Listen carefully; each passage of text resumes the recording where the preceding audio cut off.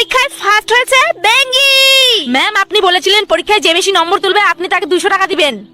আরে ম্যাম আমিও তো বেশি নম্বর উঠাইছি, আমাকে 200 টাকা দিন। বাচ্চারা আমার কাছে তো শুধু 200 টাকাটাই আছে। তাহলে ম্যাম আমাকে ওই 200 টাকাটা দিন, আমি পুতুল কিনবো। ম্যাম আমাকে 200 টাকাটা দিন, আমি ব্যাগ কিনবো।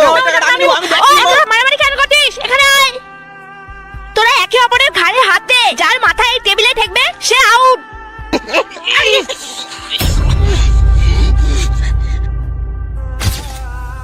এই নে বেঙ্গি তোর 200 টাকা।